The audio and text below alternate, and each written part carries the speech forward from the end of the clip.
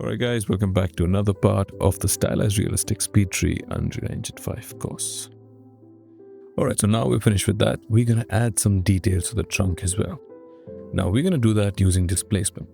Now there's three different ways that we can add displacement. Now the first one is by using an external displacement map. So we're going to go and create a new displacement material. So we're going to click on the plus icon and we can add new. Let's name it full tree disp and click OK.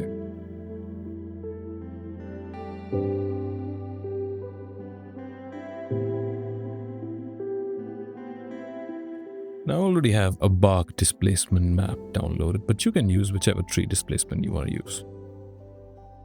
Now you go and select your trunk and go to the displacement tab. Yep. And on the displacement tab, you can see source. Now there are three sources, as I said. One is noise, material, and the external displacement map. Now we're going to select full tree disp since we're using the external displacement map. And now straight away when you change the radial amount, you can actually see that displacement taking place.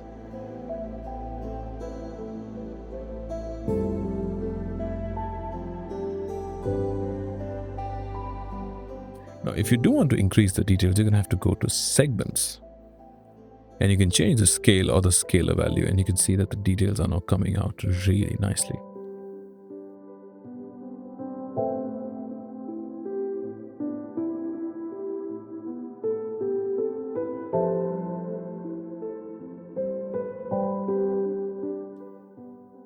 Now you can change the radial amount according to your wishes.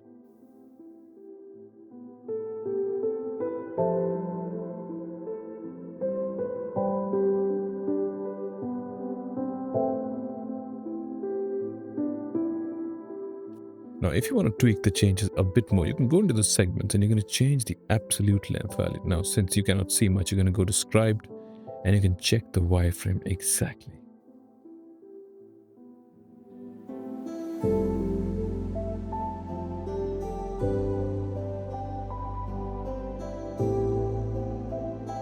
Now, obviously, you can add those displacement to the branches as well.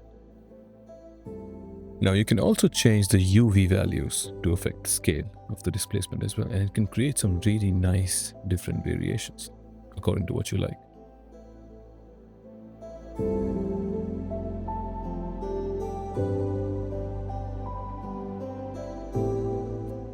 Now I'm going to move and explain you the second type of displacement, which is the noise. So for first, we'll remove this and we'll get back to the smooth trunk. Yep, perfect. Now we're going to click and we're going to select the source to noise. Now what's going to do is we can actually tweak this inside of SpeedTree without any external maps. So you're going to select the trunk and you're going to change these values over here, like the fine and the shape. So when you change the fine, you can see the value changing. Now, of course, you have to change the scale as well, which you can do it inside of segments. Perfect, perfect. And you can see the tree gets really nice details without using any maps.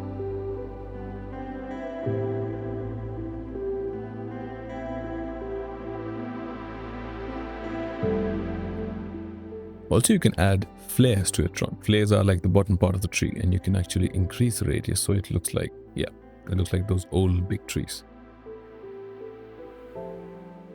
Alright, now the third type of displacement is the material displacement, which basically takes all of its displacement values from the material of the trunk. Now, since we don't have a trunk material, we're going to create one. So we're going to click and we're going to create a trunk material. We're going to rename it as bark. I have some bark materials we're going to look really nice, so I'm going to use these and I'm going to just drag and drop as we did with the leaves.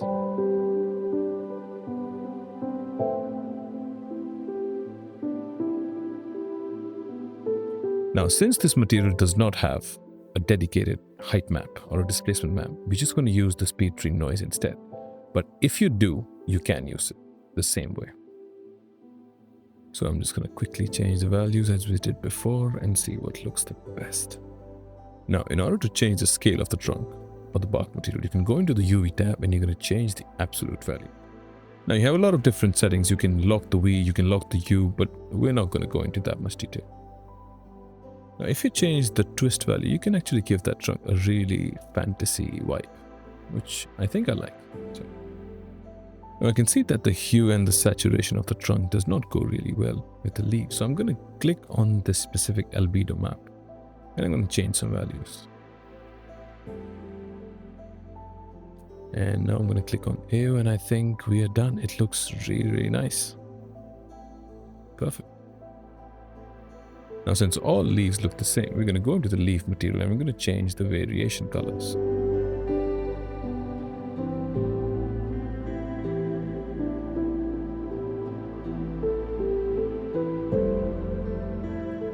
Yeah, now it looks much better. Much better.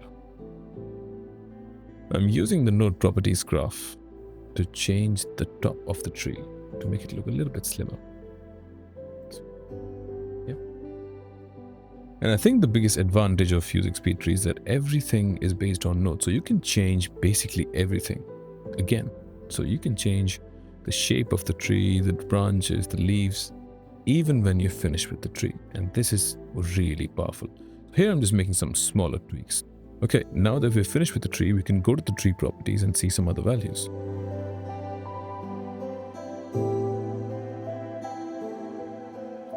Now we can change the roll to rotate the tree.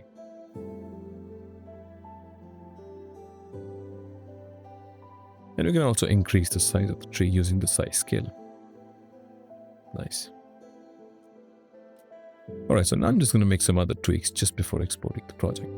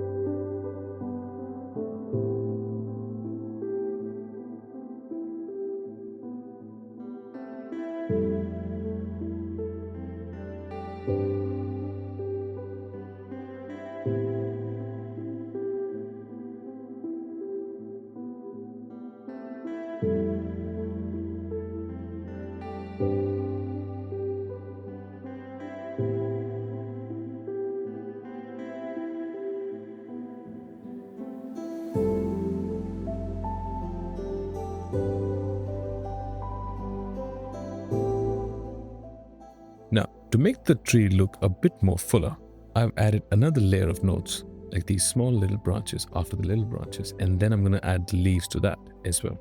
So it's going to just fill up the tree really, really nicely.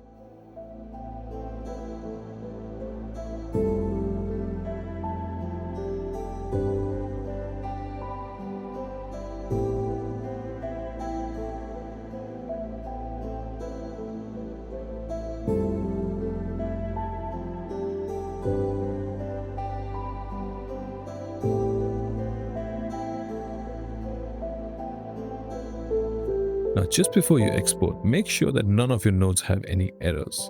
If you do have any errors, you're going to have to change some values in your node properties. Otherwise, that specific node will not be exported properly. So you're going to go and select File, and you're going to click on Export Mesh. And then you're going to select Export Type Games, and we're going to select Unreal Engine ST9. Because ST will not support the vent, so ST9. And then we're going to select highest only load because we're using Unreal Engine 5, so it doesn't matter that much. And we can leave all the settings as is. And then you're going to click on Export. Now, SpeedTree has another interesting feature. So once you're finished with your tree, you can just go to the properties, the general properties, and you're going to click on Randomize. When you click Randomize, it's going to take all of your values and it's going to create a different kind of tree. Now you can click Randomize as many times as you can, and you can create a different variations of that tree. This is really helpful if you're making a game level, a game environment. You can just create hundreds of variations, which obviously you don't have to, but you can create like 3, 4, 5 variations of the same tree, and it's gonna look really, really nice. Now, so inside of Unreal Engine 5, I've created an empty level with Ultra Dynamic Sky and Brushify. And you're gonna add those files inside of your assets folder in the project. And you click import. Just give it a minute, and then you just drag and drop the static mesh. And it's gonna work out of the box with everything. The wind simulation, the materials, everything works perfectly. Now, this is amazing. Now, the material and the material instance created by SpeedTree, it contains all of the values you need for this tree, like the leaves, the trunk, and the wind animations as well. You can basically change anything. It's just really nice. And I'm just gonna go and import the second version of the tree as well. So I'm just gonna drag and drop, and bam, we have another variation of the same tree. This is awesome. This is absolutely awesome. I'm going to go into the material instances for the grass mesh as well, and I'm going to change the color of the grass and the landscape to really suit these trees. So I'm going to fast forward this bit. It's really easy, but yeah.